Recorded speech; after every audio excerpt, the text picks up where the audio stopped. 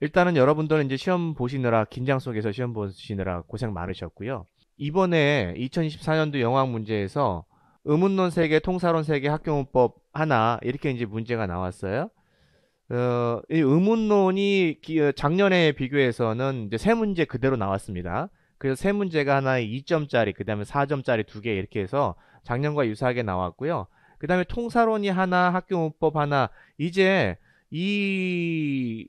통사론이 통사론이 2문제 나올 때는 학교문법이 안 나오는 경우도 있을 것 같아요, 앞으로. 예, 그래서 학교문법이 나오면 통사론 1문제, 이제 이렇게 나오고 학교문법이 안 나오면 통사론 2문제. 그래서 학교문법과 통사론을 이렇게 해서 하나의 영역으로 보는 것이 아닌가, 이제 그렇게 생각이 됩니다.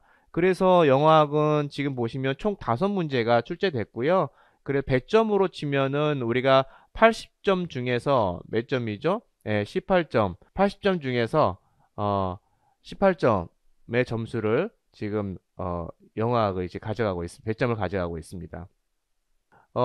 이번에 문제는 어떨까 보면은 여기 의문론이 난이도가 상당히 있었다라고 이제 생각이 됩니다. 통사론과 학교문법은 평이했고요.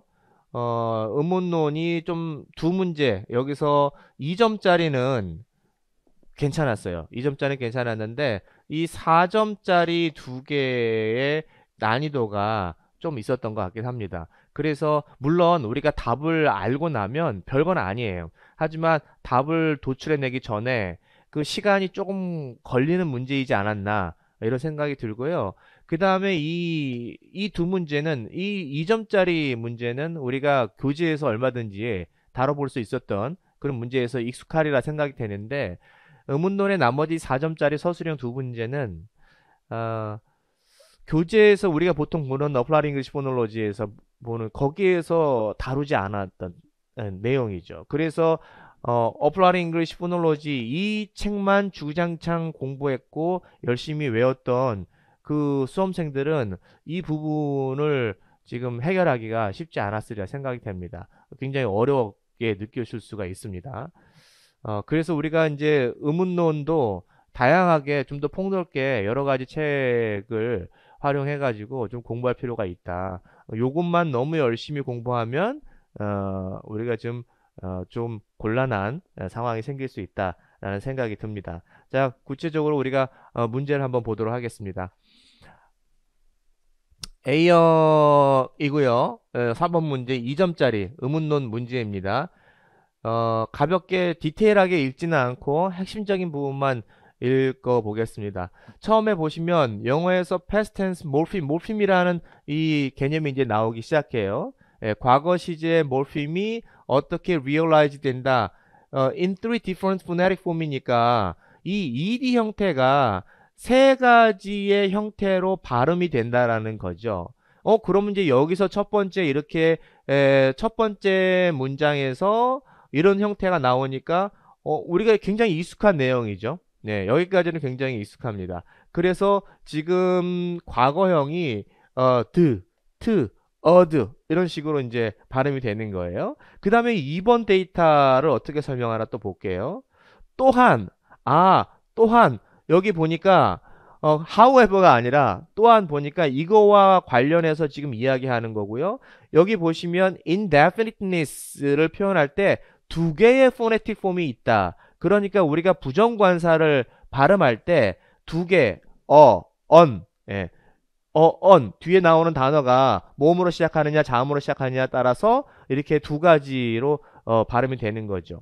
자, 그럼 여기까지만 읽었다면은 우리가 예상을 할 수 있죠. 이거 어떤 문제예요? 예, 이 형태 문제라는 것을 바로 알 수 있어요. 여기까지만 읽으면 영어로 뭐예요? 예, 앨로몰프죠. 영어로. 자, 근데 조금 더 읽어보도록 하겠습니다. 여기까지만 가면 이제 감을 잡으셔야 되고요. 그 다음에 또 다른 케이스 이렇게 들어가니까 계속 같은 경우, 이제 문제를 뒤트는 것이 아니라 계속 같은 경우를 이야기하고 있는 거죠. 자, 세 번째 또 다른 케이스는 뭐냐면은 이 부분에서 우리가 3가지의 데이터를 줬어요. 그래서 첫 번째, 두 번째 데이터에서는 이 형태 문제다라는 것을 쉽게 생각을 해낼 수 있을 것 같은데 이것을 생각하다가 물론 난이도가 높은 건 아닙니다만 이 형태로 생각이 가다가 이 부분에서 이건 뭐지? 라는 생각이 살짝 들었던 사람도 있지 않을까 그런 생각이 듭니다. 3번 데이터요. 그래서 3번 데이터가 뭔지 한번 보도록 하겠습니다. 자, 여기에서도 variation이 이제 보여지는데, 그러니까 다양한 발음이 보여진다 이 말이죠. final first morpheme에 이게 first morpheme이죠. 여기 있는 게 first morpheme의 final consonant가 바뀐다라는 거죠. it's permit에 include의 드 사운드가 electronic 크 사운드가 express 스 사운드가 바뀌는 거죠. 이렇게 스 사운드로, 쉬 사운드로, 그죠? 이렇게 바뀌어요. 뭐 할 때 서픽스가 여기에 eve라는 서픽스가 더해졌을 때 색깔이 발음이 바뀝니다. 그래서 결과적으로 each of these morpheme, 이 morpheme, 여기서 morpheme이 되는 거죠. 이 morpheme이 두 가지의 different phonetic form. 그러면 결과적으로 우리가 데이터상으로는 좀 헷갈려 보이긴 하는데 여기서 이거 별거 아니야. 이 morpheme이 두 가지의 different phonetic form이 있다라는 거야. 트 사운드, 스 사운드. 그쵸? 그러니까 이것도 역시 앨로모르프 이 형태에 포함되는 데이터야 라는 것을 보여주고 있는 겁니다.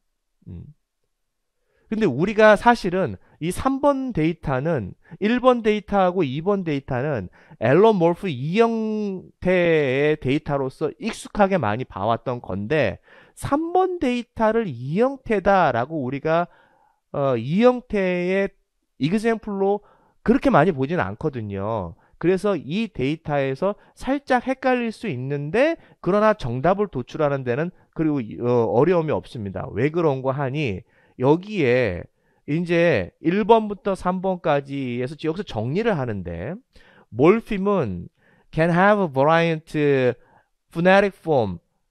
여기서 정리를 하고잖아요. 몰핌이 다양한 음성적 형태, 즉 발음이 다양하게 나는데 몰핌이 발음이 다양하게 나는 것을 뭐라고 불러요? 엘로몰프라고 부르고요.